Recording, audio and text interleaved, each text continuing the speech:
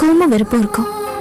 ஆனா இப்போ உங்க காலடியில கிடைக்கிறது உங்க பேரப்புள்ள, உங்க குடும்பத்தோட முதல் வாரிசு, உங்க மூத்த மகனோட மூத்த புள்ள. நாளைக்கே இவனுக்கு பேர் வைக்க போறோம். நியாயப்படி நீங்க தான் நடத்த வேண்டிய விசேஷம். ஆனா அதுக்கு அந்த கடவுள் மனசு வைக்கல. என் துரதிர்ஷ்டம். எனக்கு ஒரு பேராசை உங்களைய வீட்டுக்கு கூப்பிடணும்னு. ஆனா எனக்கு அந்த தகுதி இல்லை. நிவாதனமா நான் உங்களை கோயிலையே பார்த்துட்டேன். உங்க பேர குழந்தைக்கே உங்களோட ஆசீர்வாதம் வேணும் அத்தை.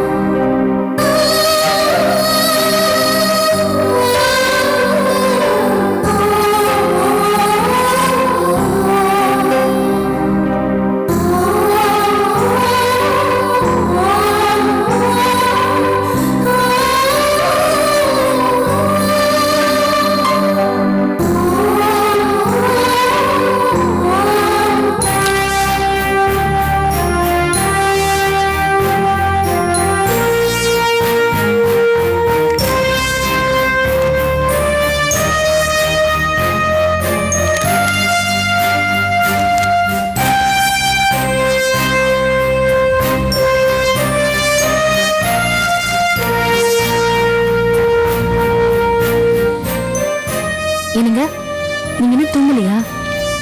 இந்தாங்க பால். நான் பால் அப்புறமா சாப்பிட்டுக்கிறேன். கொஞ்சம் எழுத வேண்டியிருக்கு.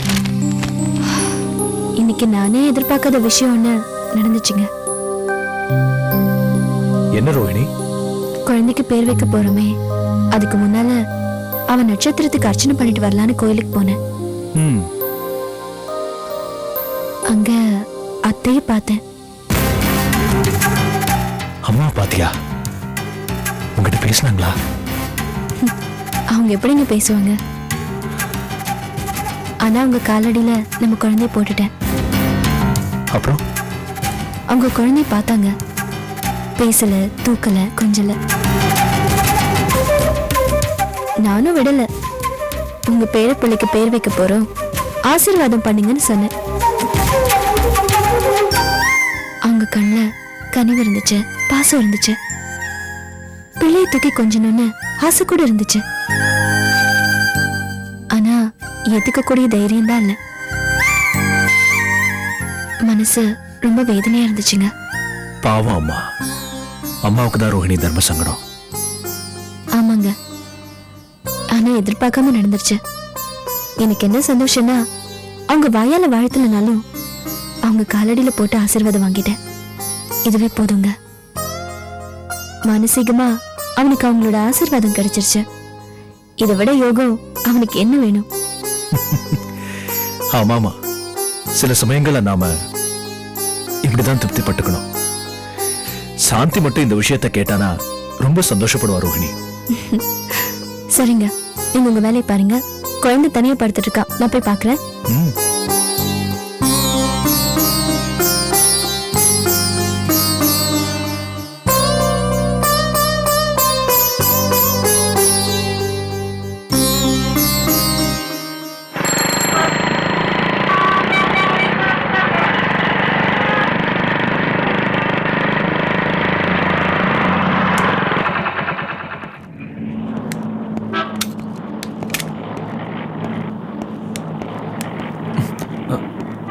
பாலாஜி, பாலாஜி, நான் போட்டு கூப்பிட்டே இருக்க, நீ போயிட்டே இருக்க.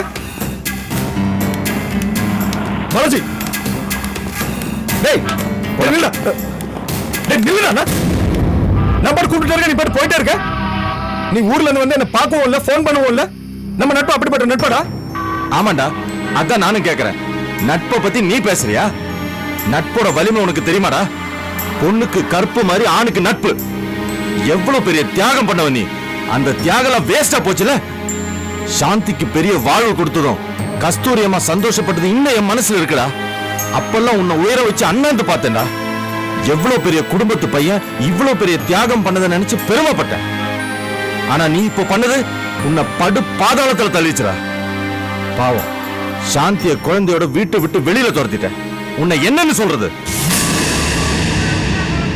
நீ பேசுறதெல்லாம் பார்த்தா சாந்தி நீ பார்த்திருக்கன்னு நினைக்கிறேன். உனக்கு எவ்வளவு வேதனையா இருந்தா எனக்கு எவ்வளவு வேதனையா இருக்கும்னு கொஞ்சம் நினைச்சு பார்த்தியா? சாந்தி நான் என் வீட்டை விட்டு அமிச்சேன் தெரியுமா? நான் உயிருக்கு உயிரை மதிக்கிற அன்னைக்கு அவ எவ்வளவு பெரிய துரோகம் செஞ்சிருக்கா தெரியுமா? சும்மாறா. அண்ணி அண்ணின்னு அண்ணி மேல அளவுக்கு மீறி பக்தி வச்சிருக்கிற. அதனால தான்டா உனக்கு சாந்தி அன்பு மேல சந்தேகம். டேய், நான் சொல்றது கொஞ்சம் கேளுடா. நீ 1000 விளக்கம் சொன்னாலும் நான் ஒத்துக்க மாட்டேன். ஒன்னே ஒண்ணு சொல்றேன் கேட்டுக்க. நம்ம நட்பு மேல நம்பிக்கை இருந்தா, நம்ம நட்பு நீடிக்கணும்னு நீ ஆசைப்பட்டா, நிச்சயமா நீ சாந்தியை ஏத்துக்கணும். பழையபடி அவளோட குடும்பம் நடத்தணும். அப்பதான்டா உனக்கு நான் நண்பனா இருப்பேன். அது வரைக்கும் உன்னை நான் சந்திக்கவும் மாட்டேன், உங்ககிட்ட பேசவும் மாட்டேன். இந்த ஊர்ல தான் இருந்தாலும் உன்னை பார்க்க எனக்கு விருப்பம் இல்லை. இன்ஃபேக்ட் உன்னை திட்டணும்னு நினைச்சேன், ரொம்ப ஆத்திரப்பட்டேன். ஆனா என்னை கட்டுப்படுத்தினது சாந்தி தான். இன்னும் அவ உன்னையும் உன் குடும்பத்தையும் நேசிக்கிறாடா. அத முதல்ல புரிஞ்சுக்க.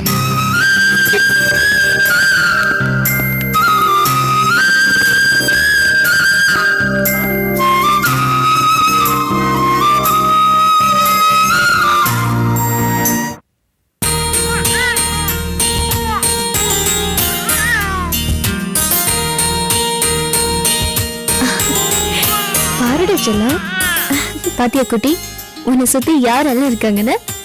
அப்பா, அம்மா, பாட்டி, உன் சித்தி, அர்ஜுன் மாமா, நாராயண மாமா, ருக்கு அத்தை, இந்த குட்டி எல்லாரும் வந்திருக்காங்க. உன் அம்மாவுக்கு ஒரு மரியாதை கொடுத்தவங்கடா அவங்க. இவங்க இல்லைன்னா இப்ப நான் உன்கிட்ட பேசிட்டு இருப்பேனான்னு எனக்கே சந்தேகமா இருக்கு. ரோஹிணி, சின்ன பிள்ளைகிட்ட போய் என்ன பேச்சு பேசுற? உன் கஷ்டம் எல்லாம் தீர்ந்து போச்சு.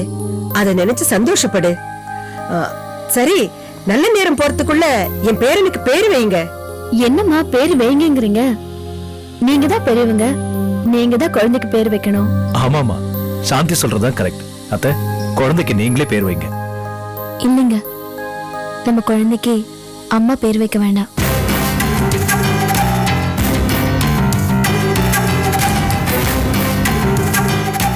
என்ன ரோகிணி, என்ன பேசுற நீ? அவசரப்படாத, நீர் அடிச்சு நீர் விலகாது. அம்மாவுக்கு என் மேல உள்ள பாசமோ, அவங்களுக்கு பேர மேல இருக்கிற பாசமோ யாராலையும் பிரிக்க முடியாது. இந்த பேர் சூட்டு விழா ஒரு சாதாரண விழா இல்ல, இது ஒரு சரித்திரமா இருக்கணும்.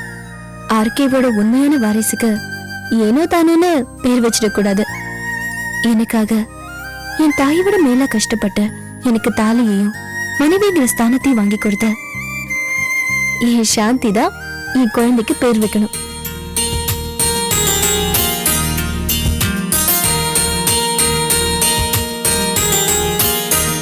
சச்சா, என்ன அது? குழந்தைய பெற்றவங்க இருக்கீங்க, பெரியவங்க அம்மா இருக்காங்க. இவ்வளோ பேர் இருக்கும்போது நான் வேண்டாம். சாந்தி, இது நான் ஒப்புக்காக சொல்லல, இதே பூர்வமா சொல்றேன். என் குழந்தைக்கு பேர் வைக்கிற உரிமை உனக்கு தான் இருக்கு. ஆர்கே குடும்பம் இருக்கிற வரைக்கும், என் மகனோட பேர் இருக்கிற வரைக்கும், இந்த குடும்பத்தோட கடைசி வாரிசு இருக்கிற வரைக்கும் சாந்தியோட பேர் இருக்கணும். அதான் என்னோட ஆசை. அம்மா, என்ன தப்பா எடுத்துக்காதீங்கம்மா. இல்லம்மா, நீ சொல்றதுதான் சரி. என்னை விட உன் குழந்தைக்கு பேரு வைக்கிறதுக்கு சாந்தி தான் எல்லா வகையிலும் பொருத்தமானவ. ஆமா சாந்தி, நீதான் பேர் வைக்கணும். என்ன மாமா? வைங்கம்மா, கள்ளங்கப்பட இல்லாத மனசு உங்களுக்கு. நீங்க பேர் வச்சீங்கன்னா என் குட்டி பிள்ளாளி ஓஹோன்னு வருவார். அக்கா, குழந்தை இந்த உலகத்தை பார்க்கணும்னு நீங்க தான் ரொம்ப கஷ்டப்பட்டீங்க. நியாயமா நீங்க தான் பேர் வைக்கணும்.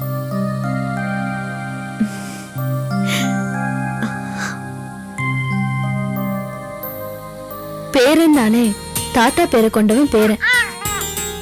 அந்த ஆலமரத்துல முளைச்ச சின்ன குழந்தை இது. இந்த பிஞ்சு பூ பூத்து குலுங்கி நந்தவனமா மாறணும். ஆர்கே குடும்பத்து முதல் வாரிசு. அதனால இந்த குட்டி பயலுக்கு அவங்க தாத்தா பேரை வைக்கலாம்.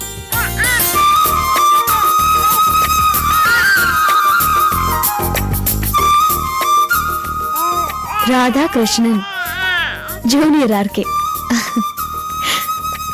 அர்ஜுன், பேர் எப்படி இருக்கு? ரொம்ப நல்லா இருக்கு. குழந்தை காதல் அது ஒரு 3 வாட்டி சொல்லிடுங்க. ராதாகிருஷ்ணன், ராதாகிருஷ்ணன், ராதாகிருஷ்ணன்.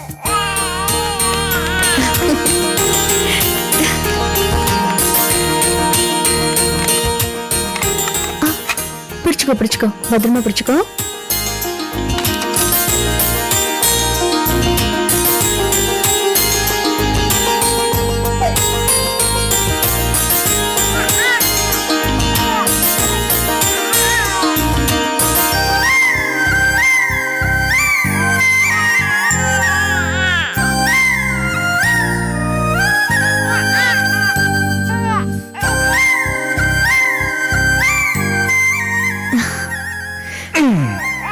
என்னடா குட்டி? மாமா congrats. Thank you. Thanks a lot Arjun. இங்க பாரு, சித்தி பாரு. சார் இந்தாங்க. ஏய் தேங்க் யூ. செல்லம். Thank you. நாராயணா, இதெல்லாம் அங்க வச்சிடு. ரோகிணி, உன் குழந்தைய அவங்க தாத்தா ஊரறிய உலகறிய மேலத்தாளத்தோட அவர் பேரனை ஏத்துக்கிற நாள் கூடிய சீக்கிரம் வரும். உன் வாக்க தெய்வ வாக்கா நம்புறேன். கண்டிப்பா உன் வாக்கு பலிக்கணும்.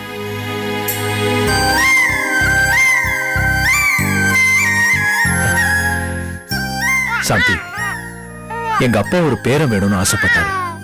இதோ அந்த பேரன் இங்க இருக்கா. ஆனா அவனை கொஞ்சத்துக்கு அவனோட தாத்தா இங்க இல்ல. த கிரேட் ஆர்கே குடும்பத்தோட வாரிசு இப்படி எங்கேயோ ஒரு தொட்டில்ல கிடக்குறான். சரி, தாய் மடியை விட தங்க கட்டில் பெருசு இல்ல. அத்த சாந்தி, குழந்தைய தூக்கிட்டு நம்ம கோயிலுக்கு போலாம். வா அர்ஜுன். செல்லம், என்னோட பாக்குற?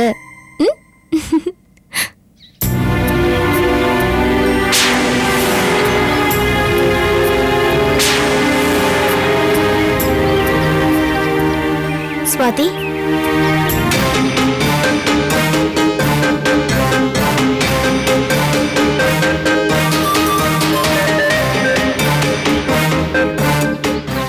நீங்க என் மேல கோவமா இருப்பீங்கன்னு எனக்கு நல்லா தெரியும். தெரிஞ்சுக்கிட்டே சீண்டி பார்க்க வந்தீங்களா? இல்ல ஸ்வாதி, உங்க மனசுல இருக்கிற தேவையில்லாத சந்தேகத்தை கிளியர் பண்ணிட்டு போலான்னு வந்தேன். என்ன? உங்க கோவம் நியாயம்தான், ஆனா அதுக்கு நான் தான் காரணம்னு நீங்க தப்பா நினைச்சிட்டு இருக்கீங்க. அதுக்கு விளக்கம் சொல்லிட்டு போலான்னு தான் வந்தேன். எனக்கு எந்த விளக்கமும் கேட்க வேண்டிய அவசியம் இல்ல. ஸ்வாதி, ஒரு விஷயத்த கண்மூடித்தனமா நம்பவும் கூடாது, தேவையில்லாம சந்தேகப்படவும் கூடாது. அன்னைக்கு கோயிலுக்கு போகாம நீங்க வீட்டுக்குள்ள போனதும் எனக்கு ஒண்ணுமே புரியல. ஒரே மாதிரி புடவைய 2 பேரும் கட்டுறதுல என்ன தப்பு இருக்குன்னு நான் நினைச்சேன். ஆனா அப்புறம் யோசிச்சப்போதான் உங்க கோவம் நியாயம் எனக்கு பட்டுச்சு. இத பாருங்க, முதல்ல ஒரு விஷயத்த தெரிஞ்சுக்கோங்க. அந்த புடவைய உங்க புருஷனுக்கு வாங்கி தரல. ஒரு போட்டோ செஷனுக்காக காஸ்டியூம்ஸ் பர்ச்சேஸ் பண்றதுக்கு நானும் தினேஷும் கடைக்கு போனோம். அப்போ தினேஷ் என்கிட்ட என் வைஃப்க்கு ஒரு சாரி பிரசன்ட் பண்ணணும், எனக்கு செலக்ட் பண்ண தெரியாது, நீ செலக்ட் பண்ணி தா திவ்யான்னு என்கிட்ட கேட்டாரு. எனக்கும் அவருக்கும் பிடிச்ச ஒரு சாரியை தான் நான் செலக்ட் பண்ணி கொடுத்தேன்.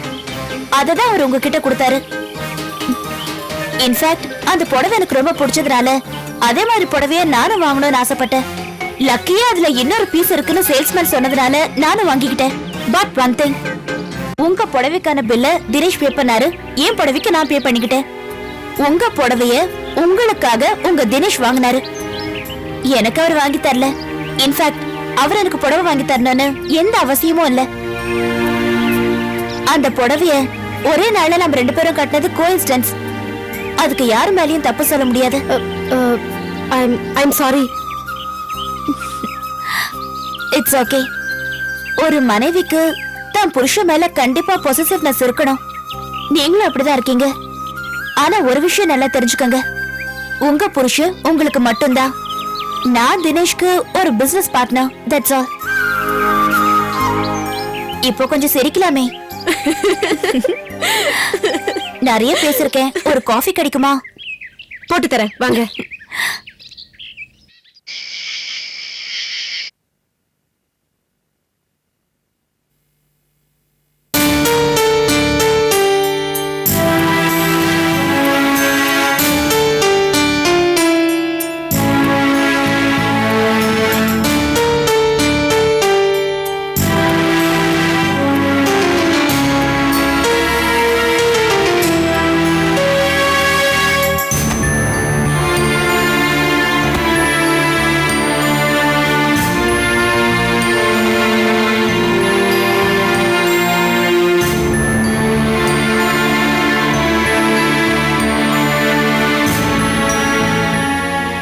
நம்ம ரூம் அது இவ்வளோ கிளீனா இருக்கு. யார் செஞ்சிருப்பாங்க? ஒருவேளை இவ்வளோ சோகத்துலயும் அம்மா வந்து க்ளீன் பண்ணியிருப்பாங்களோ?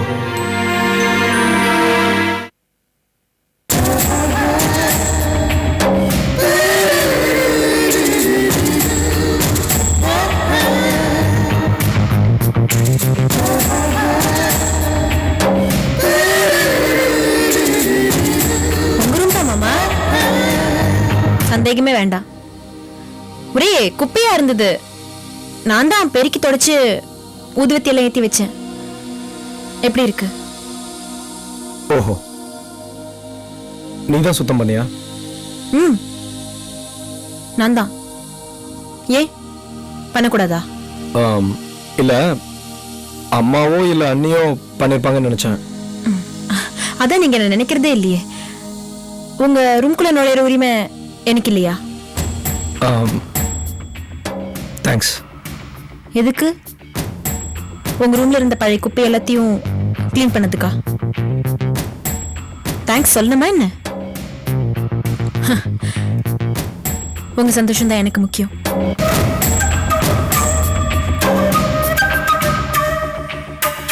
உங்க ரூம் போலவே உங்க வாழ்க்கையும் இத்தனை நாளா குப்பையும் குளமுமா தான் இருந்தது. என்ன சொல்ற? உங்களுக்கே தெரிஞ்சது தானே. உங்க வாழ்க்கையில படிஞ்ச ஒட்டடையும் விழுந்த குப்பையும் இப்ப இல்ல. எல்லாத்தையும் சுத்தமா எடுத்து வாரி போட்டாச்சு. உங்க வாழ்க்கை இப்ப சுத்தமாயிடுச்சு. இதை நான் என் வாயில சொல்லக்கூடாதுதான். ஆனா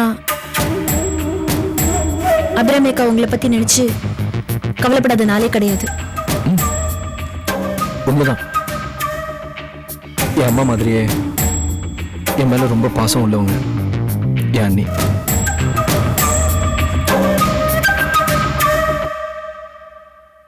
அக்கா மட்டும் இல்ல, உங்க மேல பாசமும் அக்கறையும் உள்ளவங்க லிஸ்ட்ல அவங்களுக்கு அப்புறமா